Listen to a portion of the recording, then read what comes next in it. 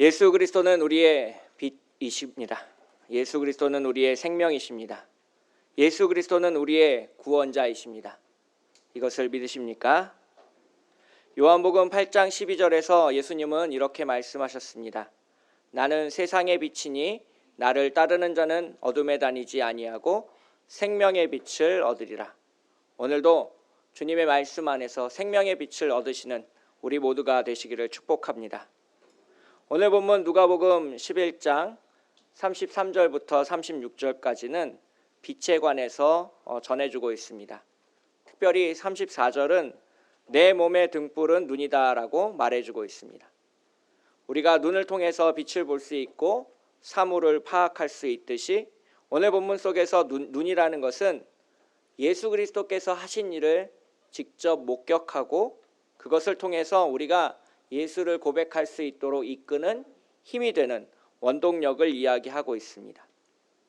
오늘 본문의 앞에 부분에 있는 누가복음 11장 14절을 보시면 예수님은 말 못하게 하는 귀신을 쫓아내셨습니다.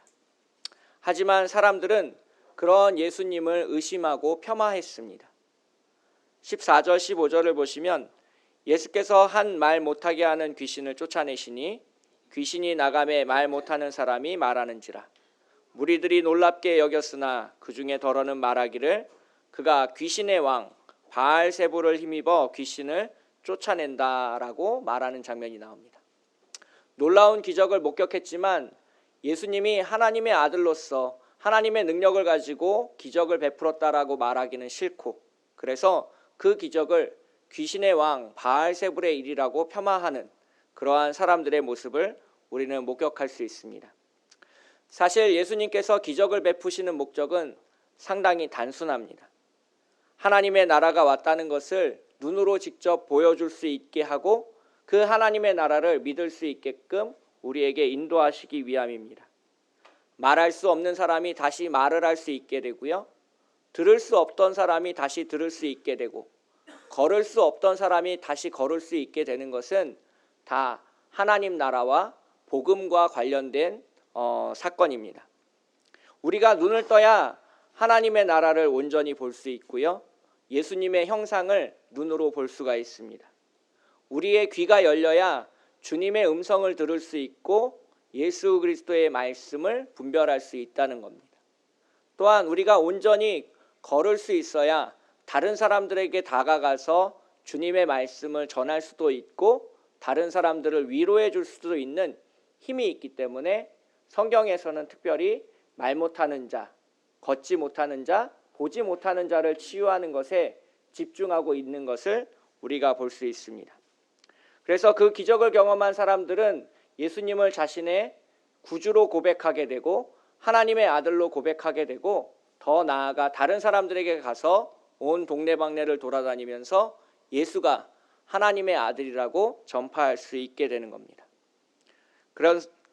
그렇지만 오늘 본문 14절 15절에서는 예수님의 기적을 목격하고도 그러한 것들이 나타나지 않는 것을 우리가 알 수 있습니다.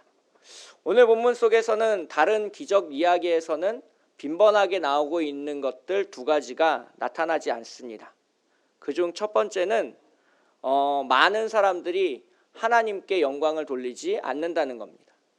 보통 기적을 목격한 사람들은 그 기적을 목격하고 그 능력을 베푸신 하나님께 영광을 올리는 장면이 기적을 베푸는 장면에서 빈번히 등장합니다.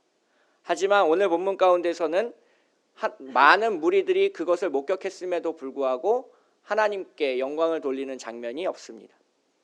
또한 고침을 받은 자가 예수님을 고백하는 장면도 없습니다. 기적을 경험하고 나서 주님의 발 앞에 무릎을 꿇고 정말 당신이 하나님의 아들이십니다 라고 고백하는 장면 또한 오늘 본문에서는 없습니다. 오히려 반대로 예수님을 귀신의 왕 바알세불에 비유해서 예수님이 행한 일들을 깎아내리고 폄하하는 일들로 가득 차 있습니다. 왜 그랬을까요? 오늘 본문 34절에 그 힌트가 있습니다. 34절을 보시면 그들의 눈이 어두워졌기 때문에 사건을 올바로 직시할 수 없었다는 것을 알 수 있습니다. 즉 그들의 눈이 순전하지 않았기 때문입니다. 34절에서 눈이 성하다라고 옮겨진 헬라어 단어는 하플루스라는 단어를 사용하고 있는데요. 이것은 단순한 혹은 건강한이라는 의미를 가지고 있는 형용사입니다. 신약 성경에서는 딱 한 번 사용되었는데 오늘 우리가 읽은 본문에서 사용되어졌습니다. 즉 쉽게 설명하면 예수님이 행한 기적을 믿지 않는 사람들의 눈은 건강하지 않은 것이고 순전하지 않은 것이라는 겁니다. 이 하플루스라는 단어를 사전에서 찾아보면 마태복음 5장 8절과 연관지어 해석하는 것을 볼 수 있습니다. 마음이 청결한 자는 복이 있나니 그들이 하나님을 볼 것이며, 즉 단순하고 건강한 관점으로 예수님이 하신 일들을 바라보아야만이 예수님이 하신 일들이 하나님 나라를 열어가는 것이고 정말 예수님이 우리의 구원자로 하나님의 독생자로 이 땅 가운데 오셨다라는 것을 고백할 수 있게 된다는 것입니다. 그래서 정말 어린아이와 같이 순전한 마음으로 성경을 바라보는 사람들만이 신앙을 갖게 되고 하나님을 고백하게 된다는 것을 깨달아 알게 해주는 본문입니다. 오늘도 우리의 마음과 눈이 순전해져서 하나님이 행하신 모든 일들을, 기적을 목격하는 우리 모두가 되시기를 축복합니다. 하지만 이 일이 쉬운 것만은 아닙니다. 온전하고 순전하게 주님을 바라보고 성경을 바라본다는 것은 꽤 어렵고 힘든 일입니다. 제가 교회에서 이제 집으로 돌아갈 때 큰아들인 정호를 이제 어린이집에서 찾아서 집에 차를 태우고 돌아가게 됩니다. 이제 고속버스 터미널 사거리에서 유턴 신호를 받아야 되기 때문에 거리상으로는 가깝지만 이제 퇴근 시간이랑 겹치면 시간이 꽤 많이 걸릴 때도 있습니다. 그래서 차 안에서 아들과 이런저런 일들을 대화를 나눌 때가 꽤 많은데요. 하루는 저한테 상당히 곤란한 질문을 하기도 했습니다. 7살이 되어서 궁금한 것이 많아지는 7살이기 때문입니다. 그날은 아들이 저한테 이렇게 질문했습니다. 아빠, 사람이 죽으면 어떻게 돼? 라고 물었습니다. 그래서 아주 목회자답게 사람이 죽으면 하나님 나라에 가, 천국에 가, 그렇게 대답하자 이제 정호가 또다시 물어보았습니다. 하나님 나라는 어떤 곳이야? 라고 단순하게 물었습니다. 그곳은 하나님이 다스리는 곳인데 천사도 있고 정호가 좋아하는 장난감도 많이 있고 항상 기쁨이 넘치고 매일매일 즐겁게 하나님과 대화할 수 있는 곳이란다. 제가 그렇게 상냥하게 대답했습니다. 그리고 나서 아들이 뭐라고 말했는지 아십니까? 그 대답을 듣고 제가 깜짝 놀랐습니다. 그럼 빨리 죽어서 천국 가야겠네? 아들이 웃으면서 천진난만하게 그렇게 말했는데 제 가슴은 덜컹 주저앉았습니다. 제 마음속에는 아직 빨리 죽어서 천국 가려는 마음이 없었기 때문입니다. 사도 바울은 빌립보서 1장에서 이렇게 말하고 있습니다. 이것이 너희의 간구와 예수 그리스도의 성령의 도우심으로 나를 구원에 이르게 할 줄 아는 고로 나의 간절한 기대와 소망을 따라 아무 일에든지 부끄러워하지 아니하고 지금도 전과 같이 온전히 담대하여 살든지 죽든지 내 몸에서 그리스도가 존귀하게 되려 하나니 이는 내게 사는 것이 그리스도니 죽는 것도 유익함이라 라고 말하고 있습니다. 즉 신앙의 선배인 사도 바울은 자신의 삶의 목적이 예수 그리스도를 높여드리는 것이고 자신의 죽음이 예수 그리스도를 높여드리는 데 사용될 수만 있다면 언제든 죽음을 각오할 수 있다라고 담대하게 말하고 있습니다. 또한 자신은 지금 감옥에 gat혀 있지만 자신이 육신을 떠나 예수 그리스도와 함께하기를 소망한다라고 담대하게 말하고 있습니다. 빌립보서 1장 22절 23절을 보시면 그러나 만일 육신으로 사는 이것이 내 일의 열매일진데 무엇을 택해야 하는지 나는 알지 못하노라. 내가 그 둘 사이에 끼었으니 차라리 세상을 떠나서 그리스도와 함께 있는 것이 훨씬 더 좋은 일이라. 성경을 많이 알고 예수 그리스도의 체험을 직접적으로 한 사도 바울도 삶과 죽음의 문제를 초월했고, 어린아이와 같이 순전한 마음을 가지고 있는 사람들도 삶과 죽음의 문제를 초월해서 하나님 나라에 빨리 가고 싶다라고 대답할 수 있었습니다. 하지만 오늘을 살아가고 있는 저는 육신의 연약함에 놓여서 그렇지 못하다는 고백을 할 수밖에 없었습니다. 순수하게 있는 그대로 건강하게 예수 그리스도의 모습을 바라보려고 노력하지 않으면 우리가 진정으로 예수님이 계시는 천국을 향해 올바르게 나아갈 수 없다라는 것을 깨우쳐주는 본문이라고 하겠습니다. 그때 당시에도 성경을 많이 알고 하나님을 많이 알고 있었지만 예수님을 따라갈 수 없었던 사람들이 있습니다. 바로 바리새인들과 서기관들입니다. 그 바리새인들과 서기관들은 예수님이 행하신 일들을 직접적으로 목격했던 사람들입니다. 그리고 그들은 누구보다도 성경을 잘 알고 있었고 예수님이 베푸신 기적의 의미를 누구보다도 잘 해석해낼 수 있는 사람들이었습니다. 하지만 그들의 마음은 어린아이와 같이 순전하지도 않았고 건강하지도 않았습니다. 그래서 그들은 예수님을 있는 그대로 받아들일 수 없었고 해석할 수 없었습니다. 그래서 그들은 예수님을 바알세불 귀신의 왕의 능력을 따라서 고침을 행한다라고 말할 수밖에 없었고 예수님으로부터 저주를 받는 대상이 되었습니다. 오늘 본문 뒷부분에 있는 누가복음 11장 39절에서 예수님은 그런 바리새인들을 책망하시면서 이렇게 말씀하십니다. 너희 바리새인은 지금 잔과 대접의 겉은 깨끗이 하나 너희 속에는 탐욕과 악독이 가득하도다. 또 율법 교사들에게는 이렇게 저주하십니다.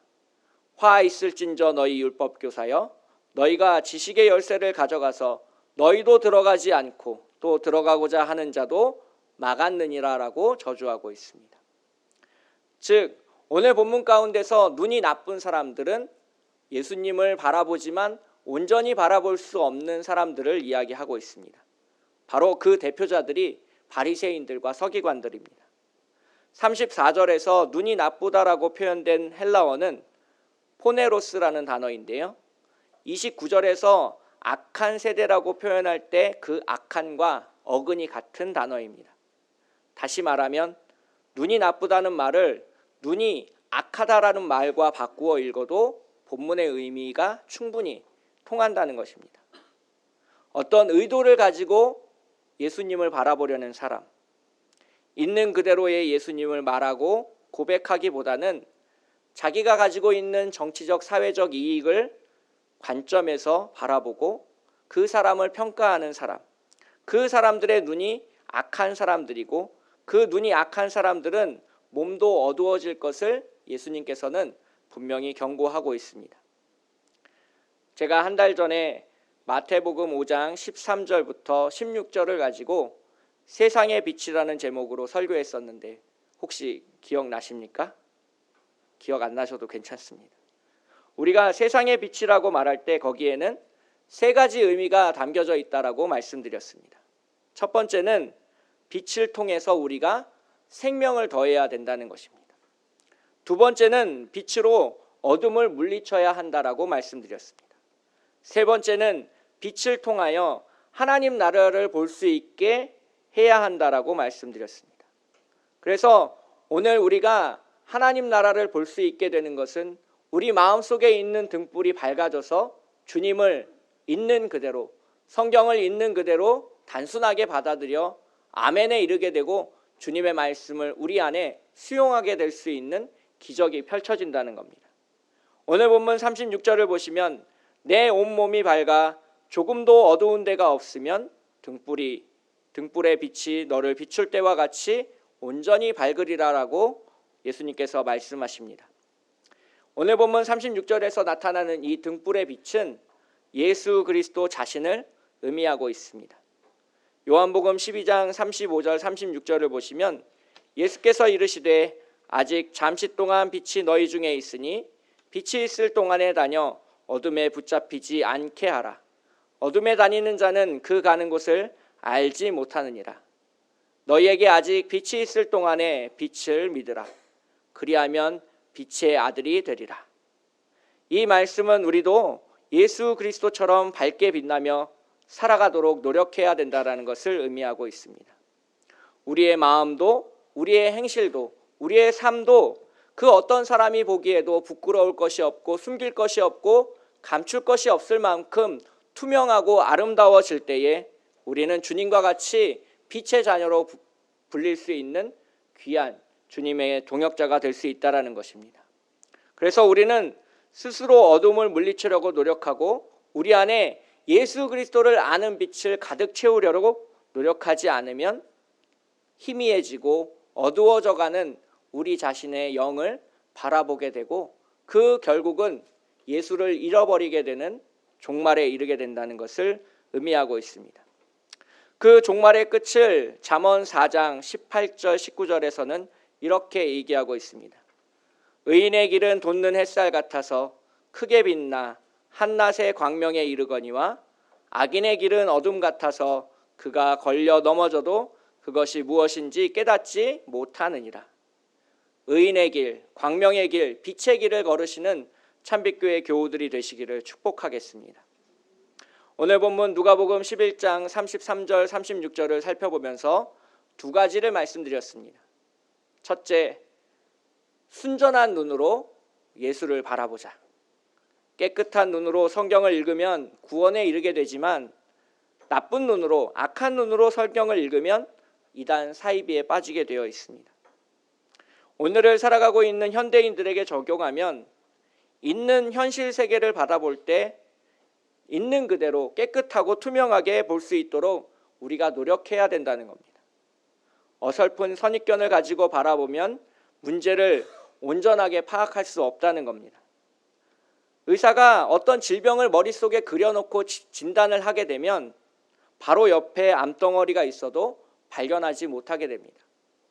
좋은 과학자, 훌륭한 과학자는 자신의 결론을 미리 예상하고 연구를 하는 것이 아니라 모든 결론을 열어놓은 채로 주어진 데이터를 있는 그대로 바라볼 수 있는 사람이 좋은 과학자입니다.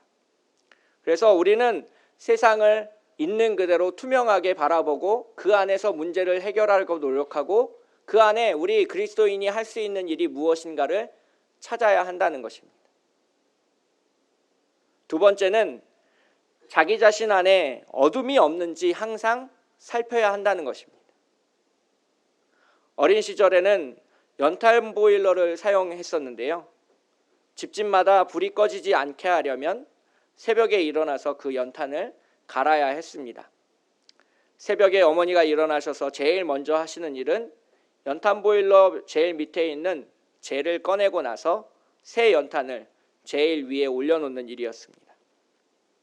도시가스 보일러를 사용하고 있는 우리는 그때보다 훨씬 더 편하게 살아가고 있습니다. 새벽마다 일어나지 않아도 되고요. 몸에 해로운 연탄가스를 마실 일도 없습니다. 하지만 우리 안에 불타고 있는 이 생명의 빛은 도시가스처럼 저절로 공급되는 것이 아님을 기억하시길 바랍니다. 연탄처럼 촛불처럼 새로운 기름을 날마다 공급해 주지 않으면 꺼져버리고 마는 연약한 불이라는 것입니다. 그래서 그 불을 우리는 날마다 살펴보아야 합니다. 우리가 기도를 게을리하거나 성경 읽기를 게을리하면 우리가 가지고 있는 그 신앙의 빛은 꺼져버리고 다 타버린 연탄재처럼 눈길 위에 버려질 수 있는 안타까운 연탄이 될 뿐이라는 것을 오늘 본문이 이야기해서 보여주고 있습니다. 최근에 한 집사님께서 성경 일독을 마치시고 저에게 이렇게 편지를 쓰셨습니다. 늘 통독할 때마다 느끼는 점이지만 말씀을 묵상하고 하나님의 뜻을 헤아리기보다는 통독 그 자체에 집중했던 것 같아 많이 아쉽습니다. 성경을 읽어보시는 분들은 항상 느끼는 거지만 처음에는 하나님의 말씀을 하나라도 더 깨닫기 위해서 집중하고 귀를 쫑긋 세우고 성경의 말씀을 읽어가지만 나중에는 어느덧 한 번 읽는 게 최종적인 목표가 되어서 그냥 겉핥기식으로 훑어서 읽어버리고 마는 자기 자신을 자책하고 원망하게 됩니다. 즉 처음에 가지고 있었던 순수함을 유지하려고 우리가 노력하지 않으면 우리의 신앙과 신앙생활마저도 그렇게 무너지고 퇴색되어 버리고 만다는 것을 이야기하고 있습니다.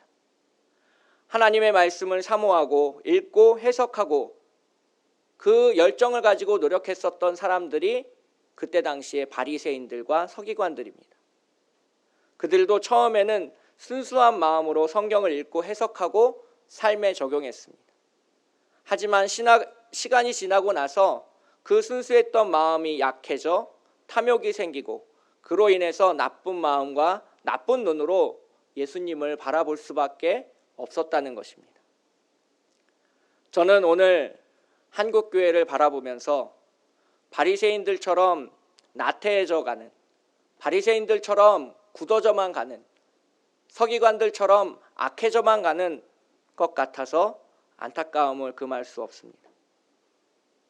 성경을 읽고 기도하고 믿는 사람들이 어떻게 살아가야 한다라고 이야기를 많이 하지만 정작 교회는 이 세상 사람들에게 빛이 되지 못하는 현실인 것 같아 안타까울 때가 많습니다. 대형교회 담임 목사가 되기 위해서 학력을 위조하고 교회를 아들에게 물려주기 위해서 교회법을 무시하는 현실 속에서 아무리 예수가 하나님의 아들이라고 외쳐봐야 무슨 소용이 있나 절망감이 들기도 합니다. 하지만 그러한 현실 가운데서도 하나님의 사랑과 은혜가 임재해 있고 주님께서 우리 마음에 타오르는 불길을 이 한국교회에도 다시 타오르게 하고 참빛교회에도 다시 타오르게 할 것을 믿고 살아가는 것이 진정한 신앙인의 자세라는 것을 잊지 않으시길 부탁드리겠습니다. 혹시 별이 빛나는 밤에 라는 말을 아십니까? 제가 어릴 때 자주 들었던 라디오 프로그램 제목인데요. 가수 이문세 선생님이 진행하시는 프로그램이었습니다. 몇 년 전에 그 별이 빛나는 밤이라는 말이 다른 곳에서 왔다는 것을 알게 되었습니다. 혹시 별이 빛나는 밤이라는 것을 다른 데서 들어보신 적이 있나요? 1889년 네덜란드의 화가 빈센트 반 고흐가 그린 그림의 제목이 별이 빛나는 밤이었습니다. 영어로는 스테어리 나잇인데요. 이 화가는 자신의 귀를 자른 것으로 유명한 화가입니다.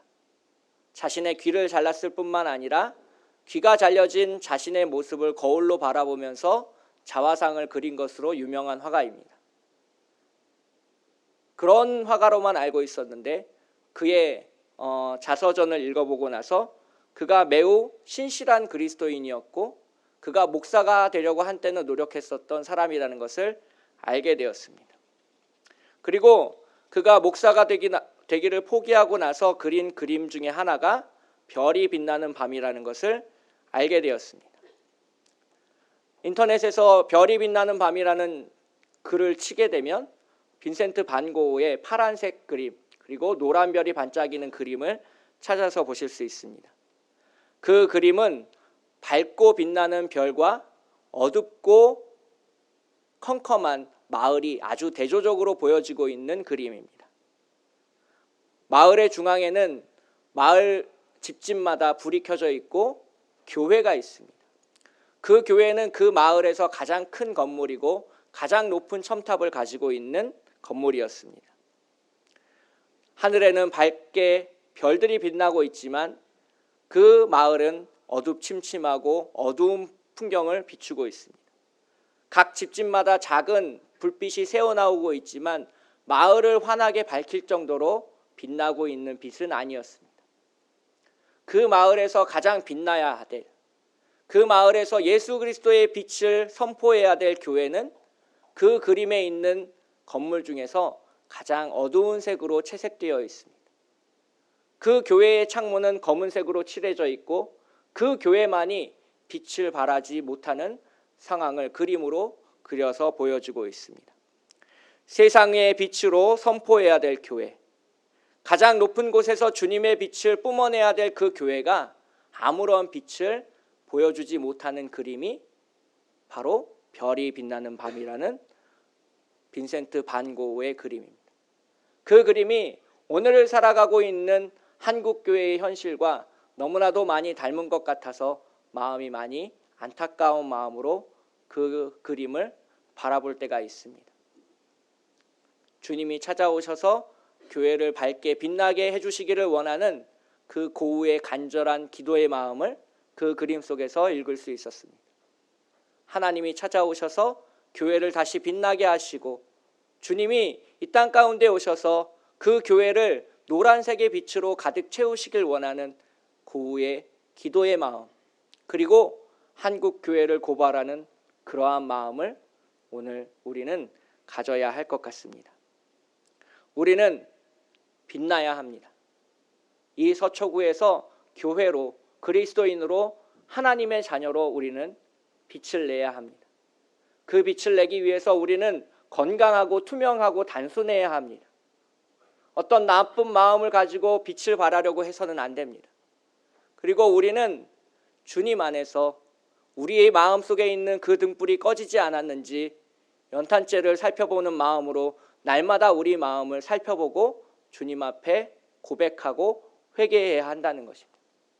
그러한 자정적인 노력 없이는 주님 앞에 거룩한 교회로, 아름다운 교회로, 빛나는 교회로, 사랑스러운 교회로 거듭날 수 없습니다. 주님이 사용하시는 교회는 작고 큰 교회가 아닙니다. 주님이 좋아하시는 교회는 거룩하고 아름답고 주님을 찬양할 수 있는 교회라는 것입니다. 오늘 한국교회에 필요한 교회, 이 서초구 지역에 필요한 교회는 주님의 빛을 발할 수 있는 주님의 빛난 자녀로 가득 찬 교회입니다. 우리 찬빛교회가 진정으로 빛의 자녀로 거듭나 하나님과 함께 하시는 우리 모두가 되시기를 축복하겠습니다. 함께 기도하겠습니다.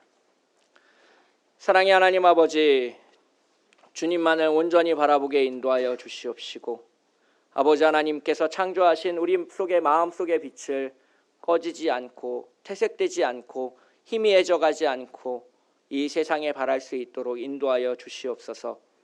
아버지 하나님, 어떤 의도를 가지고 신앙생활을 하는 것이 아니라, 나쁜 마음을 가지고 성경을 바라보는 것이 아니라 주님을 향한 신실한 마음과 열정으로 성경을 바라보게 하시고 기도하게 하시고 예배하게 우리를 인도하여 주시옵소서. 우리 마음속에 그리스도를 아는 빛으로 가득 채우시고 그 불꽃이 활활 타올라 이 세상을, 이 서초구를, 이 서울시를 밝게 비추는 거룩하고 아름다운 교회가 되게 인도하여 주시옵소서. 주님을 사랑하는 교회가 되게 하시고 주님을 고백하는 교회가 되게 하시고 주님께 기도하는 교회가 되게 하시고 주님을 찬양하는 교회가 될 수 있도록 주님 역사하여 주시옵소서. 거룩하고 아름다우신 우리를 사랑하시는 예수님의 이름으로 기도합니다. 아멘.